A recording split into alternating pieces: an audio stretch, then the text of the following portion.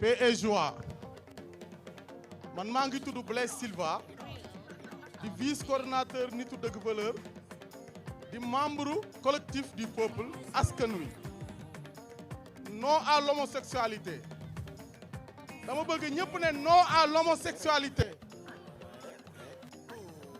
non à l'homosexualité Sénégal du tolloore góor jigéen mukk Sénégal du tolloore góor jigéen mukk Sénégal dëkku valeur la Sénégal dëkku diine la Sénégal dëkku cosaan la bu leen kenn gëmloo ni góor jigéen yi dañoo am doole fii yàlla rek a fi ne yàlla mooy borom doole bi ñu bon ñi nu néew lañ ñu baax ñi ñoo ëpp fuuf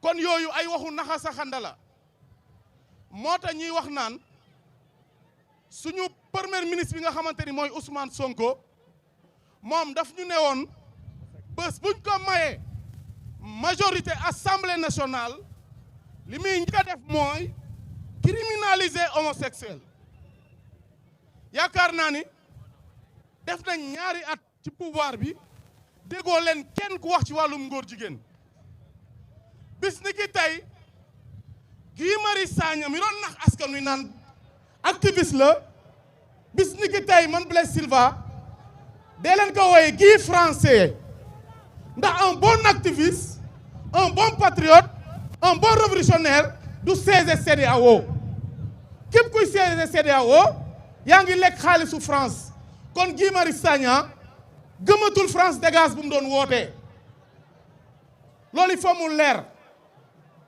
man mii di wax ak yéen bi Ousmane Sonko di seenti Khalifa Sall en 2019 rëbës man maa ko yóbbu maa ko doolal ba mu àgg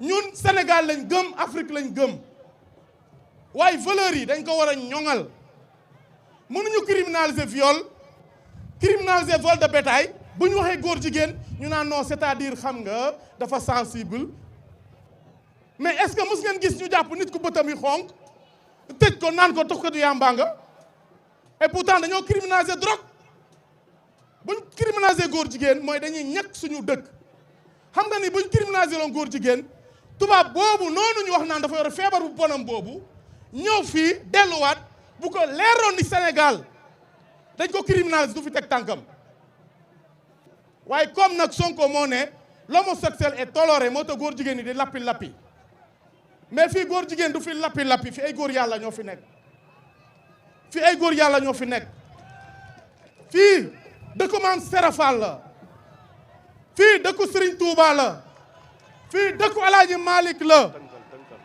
fii dëkku maam Cheikh Ibrahima Niass la fii dëkku Limaamu Laay la fii dëkku Kariña Càndum la moo tax ma ne ci fukki fan ak juróom-ñaar ci weeru koor Ramadan muy 17e jour Ramadan muy tombé jouru Xari Badar dinañ organiser manifestation boo xamante ni pour xeex ngóor jigéen la tey nag dañuy lancer appel rek mu tombé tamit ak suñu weeru koor ñun chrétiens yi donc Sénégal dëkku jàmm la ku fi woote fitna sa kaw lay këppu am na góor jigéen bu fi doon làkkatu di mbuboo télé yi yàlla weer na ko dégg naa mu naan du bandi du criminel góor jigéen a gën a yées bandi góor jigéen a gën a bon criminel loolu il faut mu leer ci askan yëpp moo tax ma bëgg ku ci nekk nga def nii sa loxo ñu taal drapeau góor jigéen yi.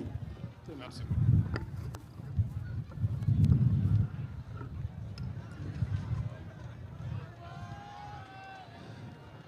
Blaise Maka du mouvement Nitu Dëgg, un militant pour la criminalisation de l'homosexualité, qui veut tout simplement, à travers cet acte qu'il est en train de faire, de dire que le Sénégal est contre l'homosexualité et réclame la criminalisation de l'homosexualité.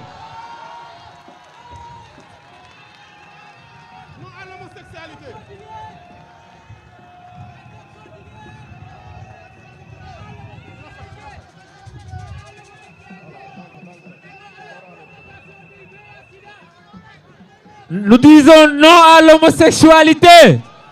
Non à l'homosexualité. góor jigéen du fi am. góor jigéen duñ ko toléré. nay leer.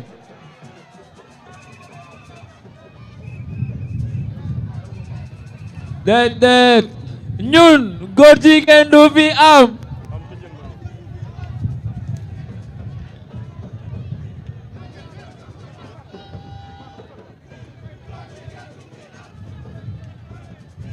góor jigéen du fi am. fii góor jigéen du fi am. fii góor jigéen du fi am. ah fii góor jigéen du fi am. fii góor jigéen du fi am. fii góor jigéen du fi am. Masek. Nous appelons le représentant des étudiants à venir prendre la parole. Ces étudiants qui sont attaqués, persécutés, réprimés, mais surtout tués, tout simplement parce qu'ils réclament un acquis universitaire.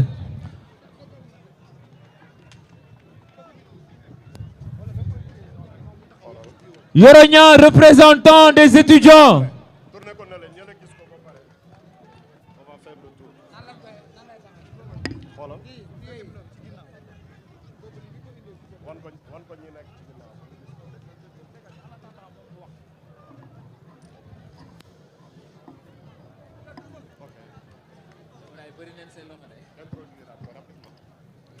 Nous allons donner la parole à Yoro Niang, représentant des étudiants, pour qu'il puisse partager avec nous les événements malheureux qui ont eu à se passer avant-hier au niveau de l'espace universitaire. Ces événements qui ont causé la mort du jeune Abdoulaye Ba, étudiant en médecine. Monsieur Dia, vous avez la parole. Monsieur Niang, vous avez la parole. Voilà, salam alaikum. Bonsoir à toutes et à tous. Bonsoir. ñëw leen ci digg terrain bi, ñëw leen ci digg terrain bi. ñu ngi nuyu ñëpp di jaajëfal ñëpp. Tout d'abord, man maa ngi tudd Yoro Niang. Je suis étudiant au département d'histoire à l'université Cheikh Anta Diop de Dakar. Au niveau du département d'histoire. Tout d'abord, nous prions pour le repos éternel de son âme, Monsieur Abdoulaye Ba, qui a été torturé, malmené, tué dans notre pavillon F, dans sa chambre. Nous avons tout vu ce qui s'est passé le lundi dernier. Les étudiants avaient décrété une journée noire pour manifester leur solidarité aux étudiants de l'USB. Les policiers ont franchi le campus universitaire. À 9h, 10h, tout le monde a vu les vidéos. Les étudiants avaient dit nous xeexuñu dañoo xiif xeexuñu dañoo xiif. À partir de là, les policiers ont commencé à laisser des bombes lacrymogènes. Et c'est là que les étudiants ont commencé à se répliquer. De 9h jusqu'à 22h, les étudiants étaient en face des policiers. Lekkuñu, naanuñu parce que les boutiques étaient fermées, les restaurants étaient fermés. Policiers yi dañoo défoncé suñu chambre yi fekk foofu étudiants yi torturer leen malmené leen saccagé ay moto, saccagé ay ordinateur, saccagé ay téléphone portable. Et le procureur se permet de dire que son âme repose en paix, Abdoulaye Ba, il n'a subi aucune violence physique. Chose qui est assez fausse. Tout le monde a vu les vidéos. Ce qui s'est passé était aux vidéos sur tout le monde. Nous fustigeons avec la plus grande fermeté ce qui s'est passé la fois dernière au niveau du cadre. Les étudiants réclament la liberté immédiate de nos frères détenus. Et ces gens-là n'ont autre que Dembaka, qui est le président de l'amicale des étudiants de la faculté des sciences humaines. Monsieur Bachafal, le président de la commission sociale de faculté sciences juridiques et politiques. Monsieur Wali Faye, le président de fac droit, faculté de sciences juridiques et politiques. On lance un appel solennel à toute la population sénégalaise à l'opinion nationale et internationale que lii ñëpp dañoo war a xeex ñu jubli si pour que étudiants yi libéré leen et nous les étudiants nous disons non au cours jusqu'à nos revendications soient réglées, jusqu'à les restaurants soient ouverts, jusqu'à le campus social soit ouvert. Nous disons non à l'homosexualité, nous disons non aux détenus politiques, en bas homosexualistes, en bas détenus, en bas homosexualistes. Nous, les étudiants, pour finir, l'ensemble des universités du Sénégal ont manifesté leur soutien à l'université Cheikh Anta Diop de Dakar et ñu ngi ñaan procureur, ministre de l'Intérieur Bamba Cissé, le président de la République du Sénégal Bassirou Diomaye Diakhar Faye et le Premier ministre, les étudiants sont contre de cette injustice-là qui a été faite au vieux sur tout le monde. Je vous remercie. Merci beaucoup, Yoro Niang. À présent, nous allons donner la parole à Souairou Diagne, représentant des victimes judiciaires. Ces victimes qui subissent le surpeuplement carcéral.